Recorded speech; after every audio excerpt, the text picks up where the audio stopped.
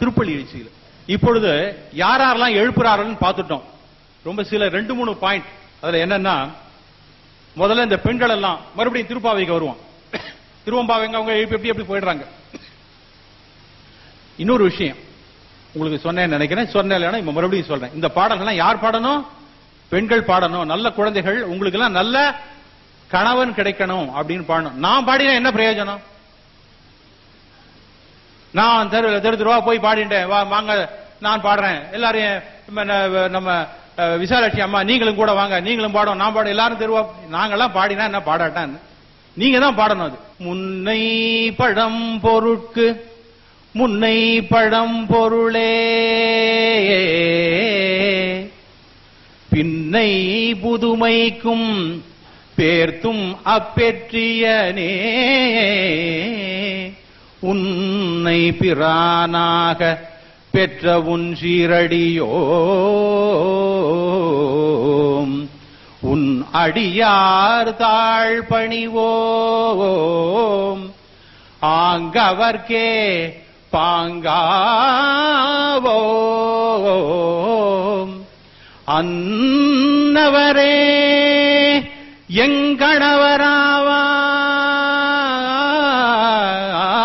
எங்கணவராவார் அன்னவரே எங்கணவராவார் அவர் உகந்து சொன்ன பரிசே தொழும்பாய் பணி செய்வோம் இன்ன வகையே எமக்கு எங்கோன் நல்குதியேல் என்ன குறையும் இலோம் ஏலோரெம்பாவாய்.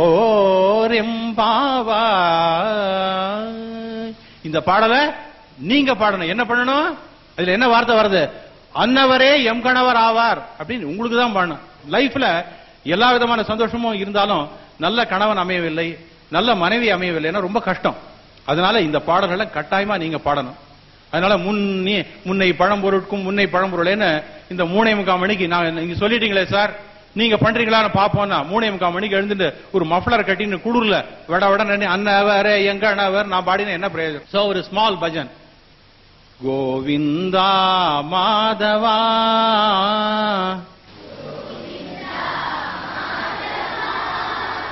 கோபாலா கேசவா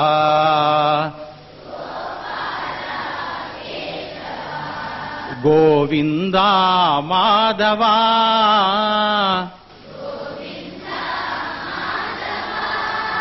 கோபாலா கேசவா ஹே நந்த முகுந்தா ராதே கோவிந்தா ராதே கோபாலா கோவிந்தா மாதவா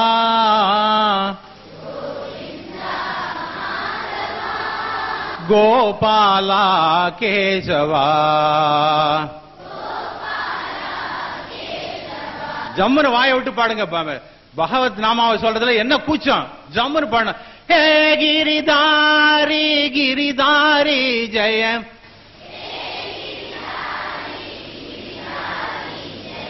ராதே கோபாலா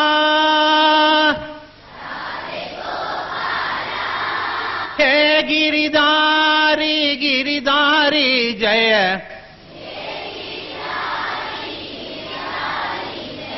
ராதே கோபாலா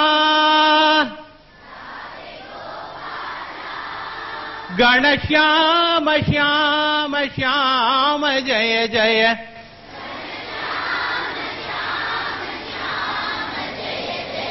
ராதே கோபாலா ஹே நந்த முகுந்தா ராதே கோவிந்தா ராதே கோபாலா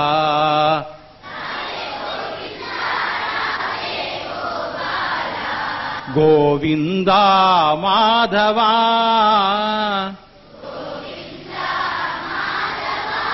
கோபாலா கேசவா கோவிந்தா மாதவா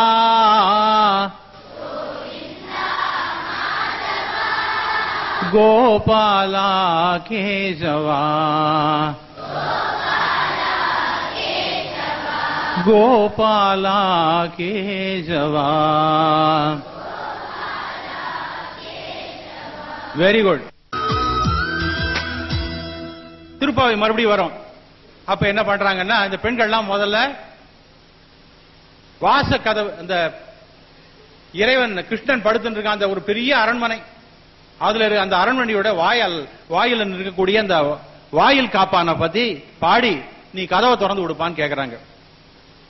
அதுல என்ன, நாயக நாய் நின்ற நந்தகோபனுடைய கோயில் காப்பானே குடி தோன்றும் தோரண வாயில் காப்பானே மடிக்கதவம் தாழ்த்திரவாய் அப்படின்னு முதல்ல கதவை திறக்க சொல்றாங்க.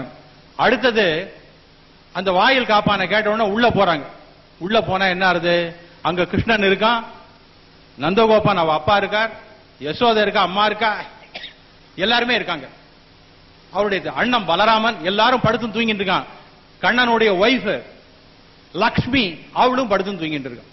இவங்களெல்லாம் எழுப்புறாங்க. உத்திஷ்டத்தை, அதான் நான் உங்களுக்கு முன்னாடியே சொன்னேன், பெண்களை ஒண்டி எழுப்புறது இல்ல, கடவுளையே எழுப்புறாப்புல அமைந்திருக்கின்ற பாடல் அதுதான். அதனாலதான் நம்முடைய வேதங்களை விட உபனிஷதங்களை விட ரொம்ப சிறப்பானது இந்த திருப்பாவைன்னு சொல்றாங்க. யாரெல்லாம் எழுப்பி விடுறாங்க? அம்பரமே தண்ணீரே சோரே அறம் செய்யும் எம்பெருமான் நந்த கோபாலா எழுந்தீராய். யார் எழுப்புன்னா முதல்ல நந்தகோபாலன் கிருஷ்ணனுடைய அப்பா, அவனை எழுப்பு. எழுந்துரு எழுந்துரு, என்ன தூங்கிட்டு இருக்க அப்படின்னு கேட்பது போல அமைந்திருக்கின்றது. அடுத்தது அங்க உள்ள உட்கார்ந்துட்டு இருக்க யாரெல்லாம் இருக்கான்?